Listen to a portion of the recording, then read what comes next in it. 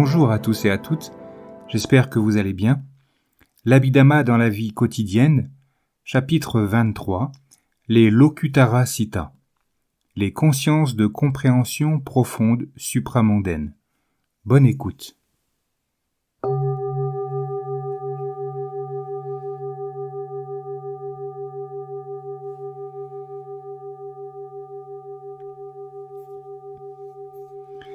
Voici, selon l'Abhidhamma, les différentes sortes de consciences bénéfiques, kusala, les consciences bénéfiques du plan sensoriel, les Kamavakara Kusala Citta ou Maha Kusala Citta, les consciences bénéfiques du plan matériel subtil, les Rupavakara Kusala Citta, qui sont des consciences d'absorption matérielle subtile, les Rupajana Citta, et les consciences bénéfiques du plan immatériel, les Arupavakara Kusala Citta, qui sont des consciences d'absorption immatérielle, des Arupajana Citta.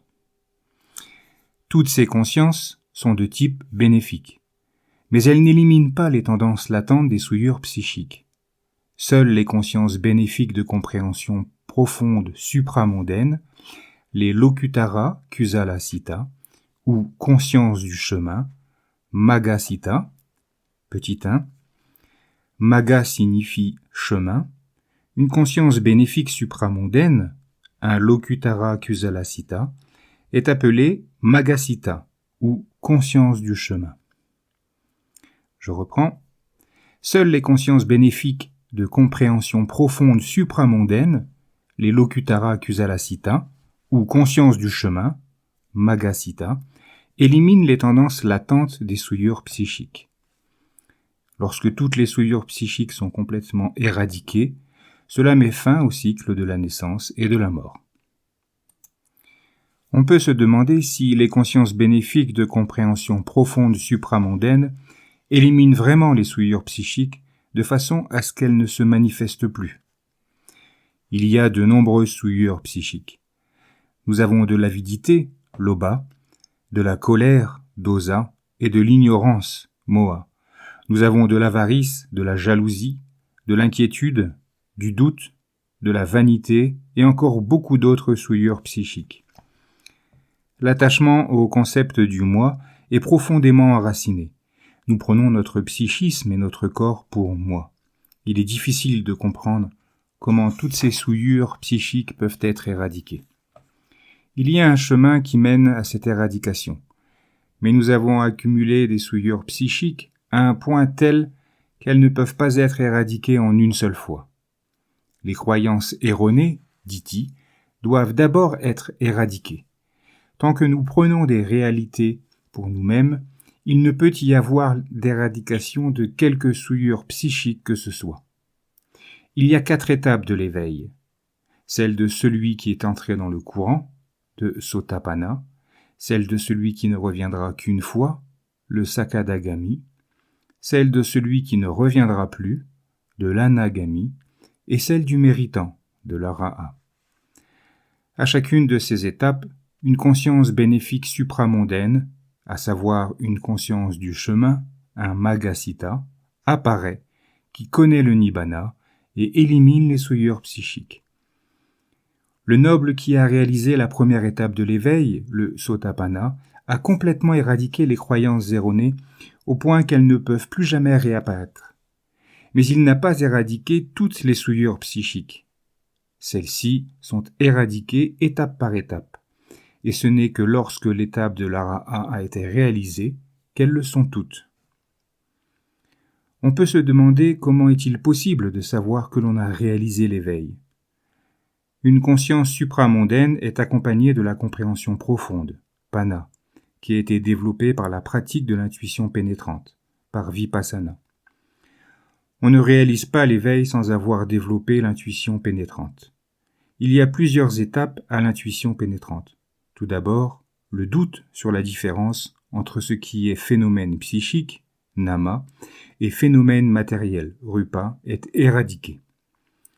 On peut comprendre, en théorie, qu'un phénomène psychique est une réalité qui connaît un objet et qu'un phénomène matériel est une réalité qui ne connaît rien. Cependant, la compréhension théorique, la compréhension du niveau de la pensée, n'est pas la même chose que la compréhension directe qui réalise ce qui est psychique comme étant psychique et ce qui est matériel comme étant matériel. Par exemple, lorsqu'il y a un son qui est un phénomène matériel, il y a aussi l'audition qui est un phénomène psychique, et ces réalités ont des caractéristiques différentes. Il ne peut y avoir d'attention qu'à une seule caractéristique à la fois, et à ce moment précis, une compréhension juste de la réalité peut se manifester. Tant qu'il n'y a pas d'attention lucide à la réalité actuelle, il y aura un doute sur la différence entre ce qui est phénomène psychique, nama, et ce qui est phénomène matériel, rupa. Pour éliminer le doute, il doit y avoir une attention lucide aux différentes sortes de phénomènes psychiques et de phénomènes matériels qui apparaissent dans la vie quotidienne. Lorsque la première étape de l'éveil, qui n'est que l'étape initiale, est réalisée, il n'y a plus aucun doute sur la différence entre les caractéristiques d'un phénomène psychique et celles d'un phénomène matériel. Les caractéristiques d'un phénomène psychique et d'un phénomène matériel doivent être examinées toujours et encore jusqu'à ce qu'elles soient clairement connues telles qu'elles sont. Et à partir de là, il n'y a plus de croyances erronées à leur sujet. La réalisation de l'apparition et de la disparition des phénomènes psychiques et des phénomènes matériels est un niveau supérieur de l'intuition pénétrante qui ne peut pas se produire tant que l'on ne voit pas la différence entre ce qui caractérise un phénomène psychique et ce qui caractérise un phénomène matériel. Toutes les différentes étapes de l'intuition pénétrante doivent être réalisées dans le bon ordre. Petit 1. Voir Visuddhimagga, chapitre 20 et chapitre 21, et Le chemin de la discrimination, 1. Traité de la connaissance, chapitre 5 et chapitre 10. La compréhension profonde, Panna, doit continuer d'examiner les caractéristiques des réalités telles qu'elles apparaissent par les 6 portes, afin que les 3 caractéristiques des phénomènes conditionnés, à savoir la nature fugace, anicca, la souffrance, dukkha, et l'inexistence d'un moi, d'une existence ou d'une essence propre, anatta, puissent être pénétrées de plus en plus. Quand la compréhension profonde a clairement compris ces 3 caractéristiques, l'éveil peut se réaliser. La compréhension profonde peut alors connaître le nibbana, la réalité inconditionnée. Lorsque la compréhension profonde a été développée à ce degré, il ne peut y avoir aucun doute quant à savoir si l'on a réalisé l'éveil ou non. Le mot anglais « enlightenment », traduit dans ce texte par « l'éveil », peut avoir des significations différentes et peut donc créer de la confusion. Le terme pali pour l'éveil est « bodhi ». Littéralement, bodhi signifie la connaissance ou la compréhension. L'accomplissement de l'éveil dans le contexte des enseignements bouddhiques se réfère à une compréhension ou connaissance, panna, développée jusqu'à devenir une compréhension profonde supramondaine, lokuttara panna, qui accompagne les consciences supramondaines, les lokuttarasita, qui connaissent le nibbana. L'éveil est en fait quelques instants de conscience de compréhension profonde supramondaine qui ne dure pas. Le nibbana n'apparaît pas et ne disparaît pas. Mais les consciences de compréhension profonde supramondaine qui connaissent le nibbana disparaissent et sont remplacées par des consciences du plan sensoriel. Dans le cas des nobles qui n'ont pas encore réalisé la 4e étape de l'éveil, les consciences néfastes, les akusalasita, sont également appelées à se manifester à nouveau. Cependant, les souillures psychiques qui ont été éradiquées lors de la réalisation de chaque étape de l'éveil ne se manifestent plus. Seul le chemin juste, le chemin octuple, peut conduire à l'éveil. Si l'on suit un chemin erroné, le but ne peut pas être atteint. Quand on suit un chemin erroné, on a des croyances erronées, ditthi.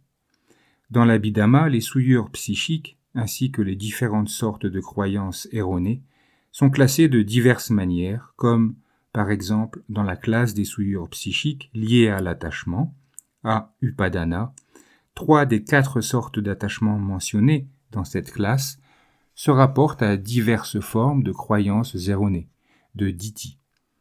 Ces 3 sortes d'attachements ont été complètement éradiquées par celui qui est entré dans le courant, le Sotapanna.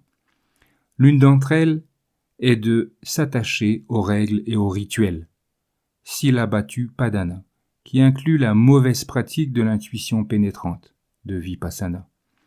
Certaines personnes pensent qu'elles peuvent réaliser l'éveil en suivant un chemin autre que le chemin octuple, mais c'est une illusion. Il n'y a pas d'autre moyen conduisant à l'éveil. Le chemin octuple est développé par l'attention lucide aux phénomènes psychiques, des namas, et aux phénomènes matériels, des rupas, qui apparaissent dans la vie quotidienne comme la vision, un objet visuel, l'audition, un son, une pensée, un ressenti, de l'avidité, de la colère ou les autres souillures psychiques à l'instant où elles se manifestent. Si le chemin octuple n'est pas développé en étant pleinement attentif à toutes les réalités qui apparaissent dans la vie quotidienne, les croyances erronées ne peuvent pas être éradiquées, et donc même la première étape de réalisation de l'éveil, l'étape de celui qui est entré dans le courant, de Sotapanna, ne peut pas être réalisée. Par conséquent, il n'y a pas d'autre moyen qui conduise à l'éveil que de progresser dans la compréhension juste des réalités, et qui est la compréhension profonde, Panna, de l'octuple sentier. Qu'est-ce que la compréhension juste ? C'est voir les phénomènes psychiques, les namas, et les phénomènes matériels, les rupas, tels qu'ils sont, fugaces, anicca, souffrance, dukkha, et dénués de moi, d'existence propre, anatta. Une compréhension juste peut être développée. Quand nous avons encore des croyances erronées, nous prenons les réalités pour nous-mêmes. Nous prenons une vision pour moi. Nous prenons un objet visuel pour moi. Un ressenti pour moi. On prend une perception-reconnaissance, un sana pour moi. On prend une pensée pour moi. On prend les souillures psychiques pour moi. On prend aussi de bonnes qualités comme l'attention lucide et la compréhension profonde, Panna, pour moi. En étant attentif aux caractéristiques des phénomènes psychiques et des phénomènes matériels qui apparaissent, une compréhension juste peut se développer et la croyance erronée en un moi peut être éradiquée. Tant qu'on n'est pas devenu celui qui est entré dans le courant, Sotapanna, on peut dévier du chemin juste et suivre une mauvaise pratique. Une mauvaise pratique, par exemple, consiste à penser que l'on devrait porter l'attention uniquement sur des phénomènes psychiques et des phénomènes matériels spécifiques ou particuliers, au lieu de porter l'attention sur l'apparition de tout phénomène psychique et de tout phénomène matériel, quel qu'il soit. Les gens peuvent, par exemple, croire que l'avidité, la colère et l'ignorance ne doivent pas ou ne peuvent pas être des objets de l'attention lucide. Cependant, les consciences néfastes sont des réalités qui surviennent en raison de leurs conditions, de leurs causes karmiques respectives. Elles font partie de notre vie quotidienne. Si l'on sélectionne les objets d'attention, on continuera de s'attacher au concept d'un moi qui pourrait exercer un contrôle sur notre vie. Certains pensent que l'intuition pénétrante, le vipassana, ne peut être développée qu'en étant assis dans un endroit tranquille. Et ensuite, ils établissent des règles pour sa pratique. Et donc, ils ne pourront pas voir que cette attention lucide est dénuée de moi, d'existence propre, anatta. En plus des croyances erronées, des ditthis, celui qui est entré dans le courant, le Sotapanna, a éradiqué d'autres souillures psychiques. Il a éradiqué le doute, le vicikiccha. Le doute est classé parmi les obstacles. Cela nous empêche d'effectuer ce qui est bénéfique. On peut douter du Bouddha, du Dhamma, du Sangha, de la pratique juste. Celui qui est entré dans le courant n'a plus de doute. Un autre facteur psychique néfaste, un Nakusala Cetasika, éradiqué par celui qui est entré dans le courant, est l'avarice, Makkariya. Le Visuddhimagga 22-52 mentionne 5 sortes d'avarice. Il existe 5 formes d'avarice, à savoir l'avarice pour le logement, pour la famille, pour le gain, pour le dhamma, et pour les éloges qui se manifestent comme une incapacité de supporter, de partager avec les autres. L'une de ces choses a commencé par le logement. L'Atasalini, l'exposé de la signification, livre 2, partie 2, chapitre 2, 374-375, donne une explication sur ces 5 formes d'avarice concernant l'hébergement du moine. La famille qu'il visite, afin de recevoir les 4 nécessités, robe, nourriture, abri et médicaments, les 4 nécessités elles-mêmes mentionnées comme gain, la connaissance du dhamma et les louanges concernant la beauté personnelle ou les vertus. On y explique qu'il y a avarice si l'on ne veut partager aucune de ces choses avec les autres. Cependant, il n'y a pas d'avarice si l'on ne veut pas partager ces choses avec quelqu'un qui est une mauvaise personne ou quelqu'un qui abuserait de ces choses. Par exemple, si l'on n'enseigne pas le dhamma à quelqu'un qui abusera du dhamma, il n'y a aucune avarice quant au dhamma. On voit ainsi que l'éradication de l'avarice ne signifie pas de tout partager avec n'importe qui. Celui qui est entré dans le courant a éradiqué l'avarice. Les 5 sortes d'avarice mentionnées ci-dessus ne se manifestent plus. De plus, celui qui est entré dans le courant a éradiqué l'envie, issa. L'envie peut se manifester avec une conscience enracinée dans la colère, un dosa mula sita. Le Visuddhimagga, 1472, déclare concernant l'envie: l'action de convoiter est l'envie. L'envie a la particularité d'être jaloux du succès des autres. Sa fonction est de générer de l'insatisfaction. Elle se manifeste par de la colère. Sa cause immédiate est le succès d'un autre. Celui qui est entré dans le courant est une personne noble, un Aryan. Bien qu'elle n'ait pas éradiqué toutes les souillures psychiques, c'est une personne noble, car, au moment de l'éveil, quand la conscience du chemin, le Magga-sita, est apparue, elle est devenue une personne différente. Celui qui est entré dans le courant n'est plus un mondain, un putujana. Il n'y a plus de tendance latente accumulée pour les croyances erronées, les ditthis, ni pour les doutes, le vicikiccha, et il n'y a plus de penchant pour l'avarice, makariya, ni pour l'envie, issa. Qu'est-ce qu'une tendance latente? Quand nous désirons quelque chose, nous avons de l'avidité. Quand les consciences enracinées dans l'avidité, les lobha mula sita, ont disparu, il existe d'autres sortes de consciences qui ne sont pas accompagnées d'avidité. Cependant, l'avidité qui est apparue s'est accumulée et reste latente. Lorsqu'il y a des conditions pour son apparition, elle peut se manifester à nouveau avec une conscience néfaste, un akusala sita.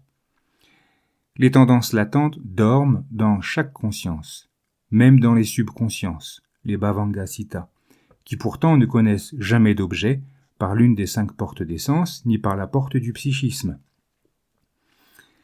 La question peut se poser de savoir si les tendances latentes des croyances erronées, des ditthis, sont éradiquées progressivement ou en une seule fois.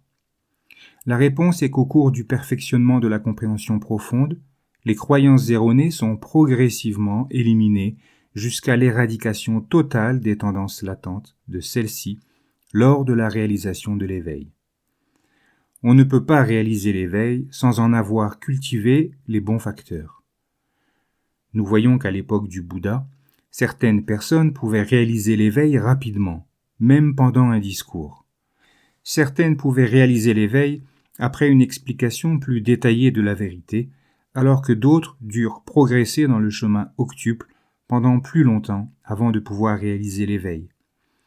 Tout dépend du degré de compréhension profonde, de pana déjà accumulé, y compris au cours des vies antérieures.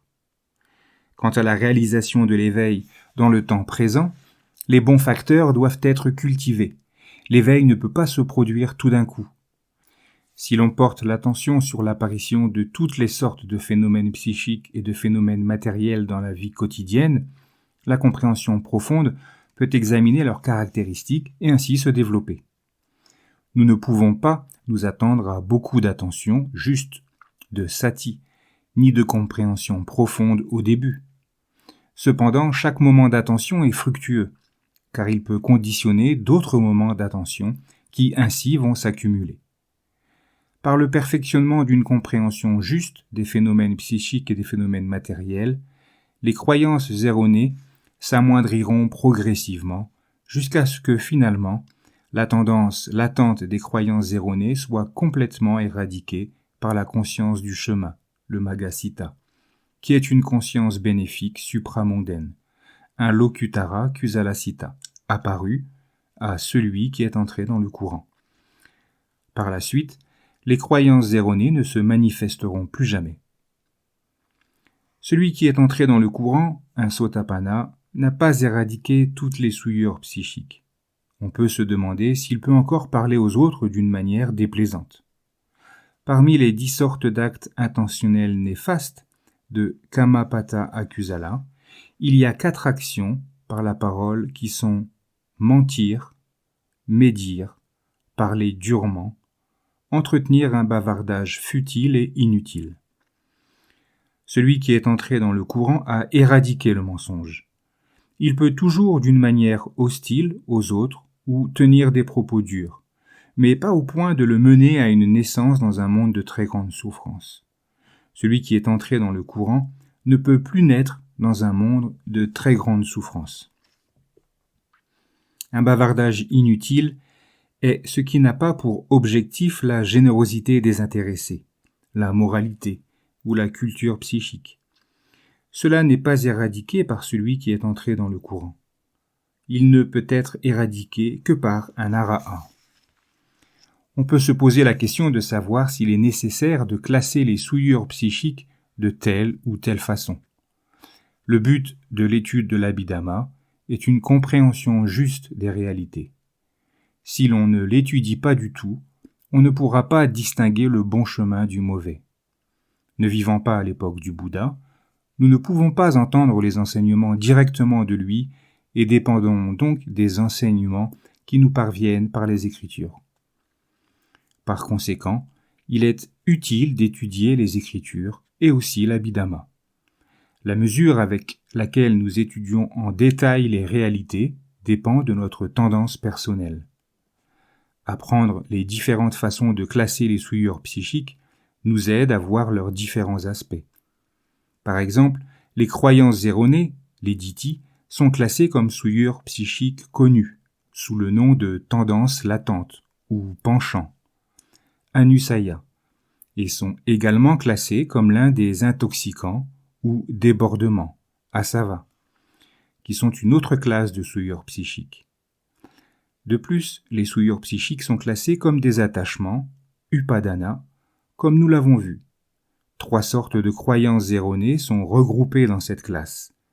Les souillures psychiques sont également classées comme liens, ganta, comme obstacles, nivarana, et de plusieurs autres manières.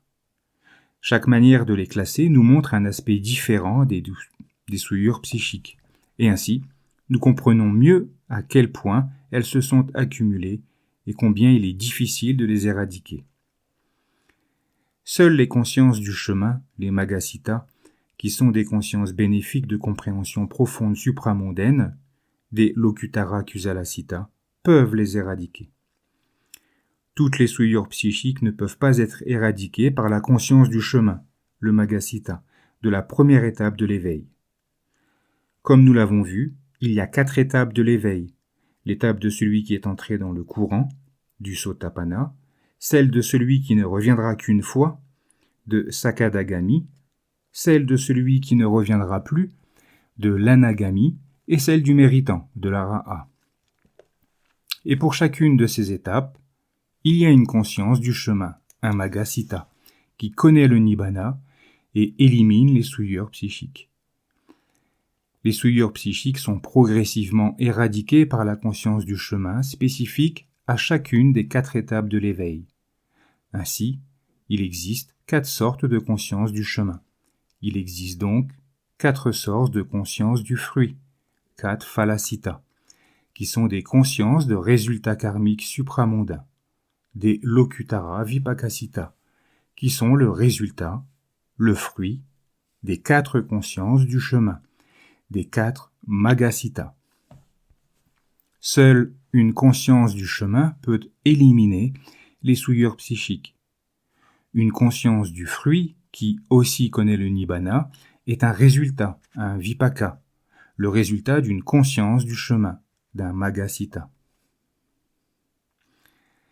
Au moment de l'éveil, le Nibbana est l'objet connu par une conscience supramondaine, un Lokutarasita. Certains pensent que le Nibbana est un endroit, un monde, un plan d'existence auquel on peut accéder. Pour mieux comprendre ce qu'est le Nibbana, nous devons considérer ce qu'est notre vie maintenant. Des phénomènes psychiques et des phénomènes matériels qui apparaissent et disparaissent. Notre vie est souffrance, dukkha, car ce qui apparaît et disparaît est insatisfaisant. Si le Nibbana était un monde où nous continuerions d'exister, il n'y aurait pas de fin à l'apparition et à la disparition des phénomènes psychiques et des phénomènes matériels, pas de fin à la souffrance. Le Nibbana, cependant, est un phénomène, un dhamma, inconditionné. Il n'apparaît pas et ne disparaît pas. Le Nibbana est donc la fin de l'apparition et de la disparition des phénomènes psychiques et des phénomènes matériels, la fin de la naissance, de la vieillesse, de la maladie et de la mort. Le Nibbana est la fin de la souffrance. Quand on a réalisé la première étape de l'éveil, l'étape de celui qui est entré dans le courant, du Sotapanna, on est assuré d'en finir avec le cycle de la naissance et de la mort, c'est-à-dire la fin de la souffrance. Quand une personne qui n'est pas un méritant, un arahat, meurt, la dernière conscience de sa vie, la conscience de mort, le Kutisita, est remplacée par la conscience de naissance, le Patisandhisita, de la prochaine vie, et c'est ainsi que la vie continue. Tant qu'il y aura des souillures psychiques, la vie doit continuer. Le fait que nous sommes ici dans le monde humain est conditionné, causé par des souillures psychiques. Même s'il y a naissance dans un monde céleste, dans un monde d'existence matérielle subtile, un Rupa Brahma Loka, ou dans un monde d'existence immatérielle, un Arupa Brahma Loka, elle est conditionnée, causée karmiquement, par des souillures psychiques. Le méritant, l'arahat, n'a plus de souillures psychiques. Il n'a plus à naître dans quelque monde que ce soit. Le méritant doit mourir car il est né et à la naissance doit être suivi de la mort. Cependant, pour lui, la conscience de mort ne sera pas remplacée par une conscience de naissance. C'est pourquoi il n'y aura plus pour lui d'apparition de phénomènes psychiques ni de phénomènes matériels dans une nouvelle vie. Et cela signifie la fin du cycle de la naissance et de la mort. Pour les personnes qui considèrent cela comme un anéantissement de la vie, c'est quelque chose d'effrayant. On peut se persuader que la vie est belle et qu'elle doit continuer pour toujours. Mais si nous développons la lucidité, l'intuition pénétrante, nous verrons de plus en plus clairement que la vie est constituée d'éléments psychiques et d'éléments matériels qui apparaissent selon leurs propres conditions et doivent ensuite disparaître. Ils sont hors de contrôle. Personne ne peut les faire durer. Nous ne pouvons pas provoquer l'apparition d'un ressenti agréable, et s'il se manifeste. Il le fait à cause de ses propres conditions. Il n'est présent que pour un temps extrêmement court, et peut être remplacé par un ressenti désagréable. Les idées que nous nous faisons habituellement de la vie et du bonheur seront progressivement changées.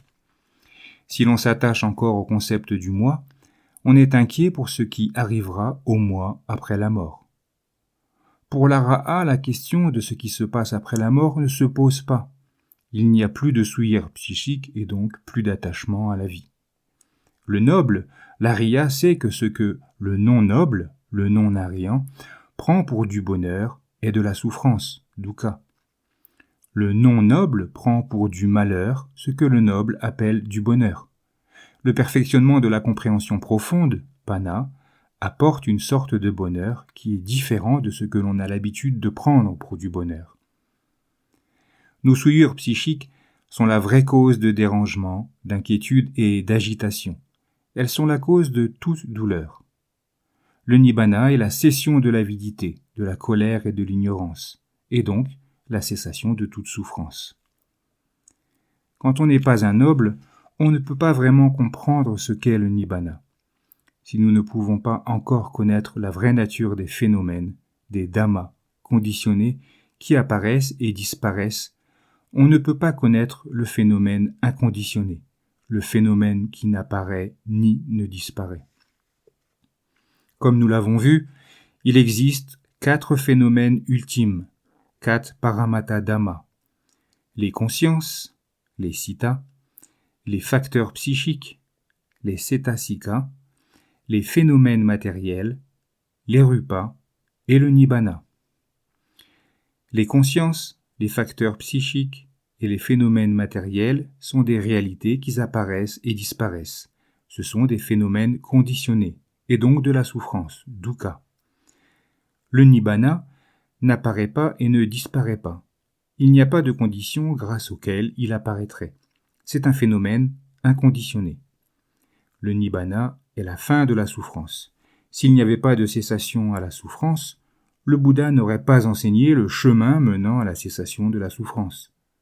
Cependant, comme il y a une cessation à la souffrance, le Bouddha a enseigné le chemin qui y mène. Nous lisons dans les versets d'élévation, Udana, chapitre 8, 3, Khuddaka Nikaya, que pendant son séjour au parc d'Anathapindika, le Bouddha a dit ceci aux moines. « Moines, il y a un non-né, non devenu, non fait, non conditionné. » Petit 2. Asankata, non formé, qui ne dépend d'aucune condition durant sa manifestation. Moine, il y a un non-né, non devenu, non fait, non conditionné. Moine, si ce non-né, non devenu, non fait, non conditionné n'était pas, il serait évident qu'il n'y aurait pas de possibilité d'échapper à cet ici qui est né, devenu, fait, conditionné. Petit 3. Sankata, conditionné, parfois traduit par formé ou construit. C'est ce qui a été assemblé. Sankaroti, formé par l'association de différentes conditions. Je reprends. Moine, si ce non-né, non devenu, non fait, non conditionné n'était pas, il serait évident qu'il n'y aurait pas de possibilité d'échapper à cet ici qui est né, devenu, fait, conditionné. Mais puisque, moine, il y a un non-né, donc la possibilité d'échapper à cet ici qui est né, devenu, est évidente. Le nibbana peut être connu à la réalisation de l'éveil, mais l'éveil ne peut être réalisé que si la compréhension profonde, panna, a été développée jusqu'au point où elle peut connaître les phénomènes, les dhammas conditionnés tels qu'ils sont. Fugaces, anicca, souffrance, dukkha, et dénués de moi, d'existence propre, anatta.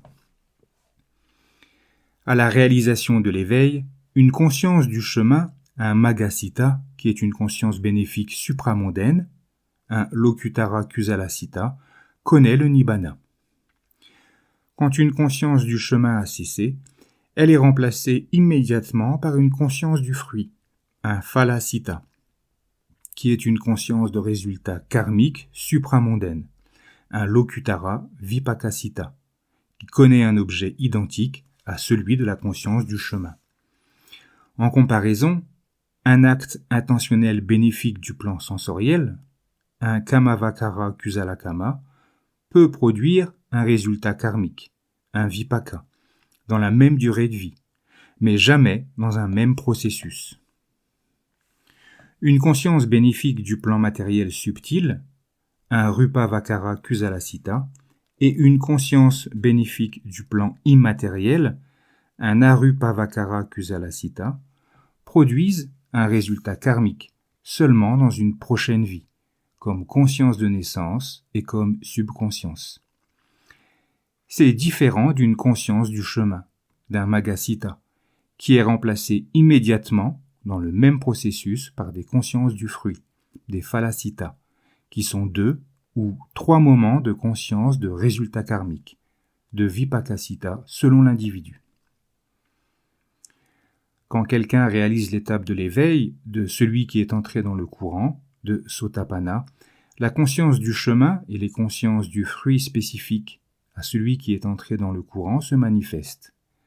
La conscience du chemin de celui qui est entré dans le courant élimine les souillures psychiques qui doivent être éradiquées lors de cette étape et de façon définitive. Ainsi, la conscience du chemin de celui qui est entré dans le courant ne peut apparaître qu'une seule fois dans le cycle de la naissance et de la mort. Une conscience du fruit, un phalasita, peut apparaître à nouveau dans d'autres processus de conscience si l'éveil a été réalisé avec une conscience d'absorption supramondaine, un lokutara janasita. Quelqu'un ayant développé les étapes d'absorption et acquis la maîtrise des absorptions, et qui développe également l'intuition pénétrante, le vipassana, peut réaliser l'éveil avec une conscience supramondaine ayant pour base les facteurs d'absorption de l'une des étapes d'absorption. Un lokutara janasita. Il est extrêmement difficile d'acquérir la maîtrise des absorptions. On devrait pouvoir, par exemple, déterminer le moment d'y entrer et celui d'en sortir. Ce n'est que lorsque cette maîtrise a été acquise que les états d'absorption peuvent être des bases pour l'intuition pénétrante, c'est-à-dire des objets d'attention lucide, pour la pratique de l'intuition pénétrante, de vipassana. De cette façon, l'attachement à la vision fausse d'un moi qui réaliserait ces états d'absorption peut être éradiqué. Ceux qui réalisent l'éveil ont des accumulations différentes et, en fonction de celles-ci, les consciences d'absorption supramondaine, les lokutara janasita, ont pour base les facteurs d'absorption des différentes étapes d'absorption. Une conscience du fruit, un phalasita, qui a pour base des facteurs d'absorption peut se reproduire plusieurs fois en connaissant le nibbana. Les consciences peuvent être comptées pour 89 ou pour 121. Quand les consciences sont comptées pour 121, il y a lieu de 8 consciences de compréhension profonde supramondaine, 40 consciences de compréhension profonde supramondaine et qui ont pour base les facteurs de l'un des états d'absorption. Comme nous l'avons vu, il y a 5 étapes d'absorption matérielle subtile, de rupa jhana, et à chacune de ces étapes, les facteurs d'absorption sont successivement abandonnés, jusqu'à la 5e étape ou à la 4e selon le système quadruple.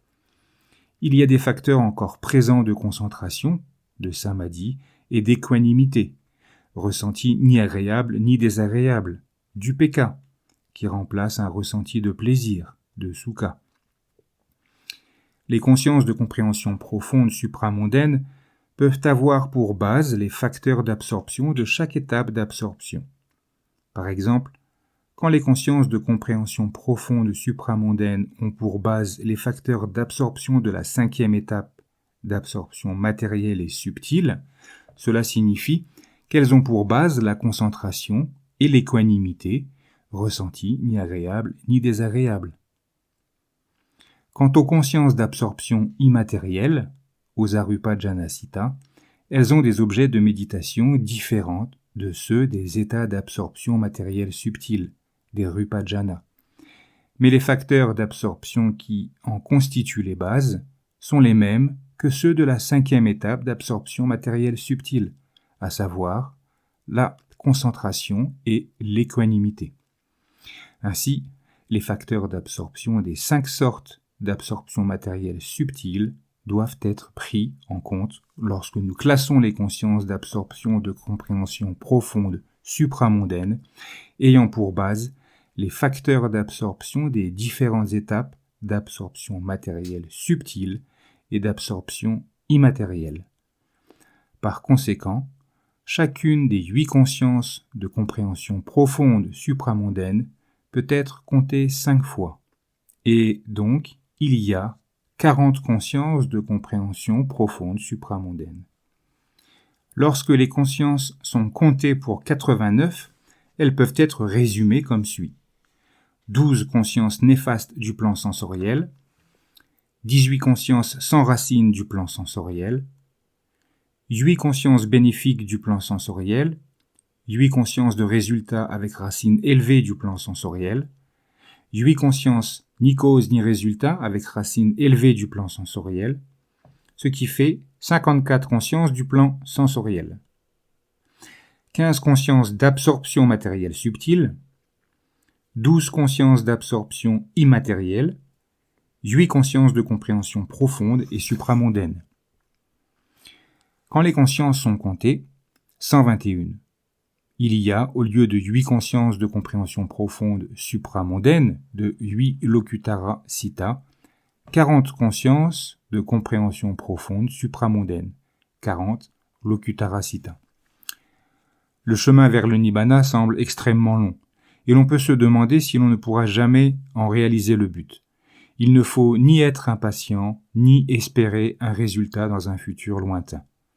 Au lieu de cela, nous devons considérer ce qui doit être fait en cet instant même, progresser dans la compréhension juste des phénomènes psychiques et des phénomènes matériels qui apparaissent précisément en ce moment. C'est de cette façon que nous préparerons à réaliser finalement le nibbana. Il n'y a pas de questions pour ce chapitre, et ça fait du bien, car c'est un chapitre assez difficile, qui résume beaucoup et qui en rajoute encore, qu'il faut sûrement écouter plusieurs fois. Moi-même d'ailleurs, je relis beaucoup de chapitres plusieurs fois pour bien assimiler la compréhension de ce qui s'en dégage. Donc voilà pour le 23e chapitre de l'Abhidhamma dans la vie quotidienne. Il n'en reste plus qu'un, le chapitre 24, l'éveil. Dans l'immédiat, je vous dis à bientôt. Je vous souhaite une belle journée, de belles méditations.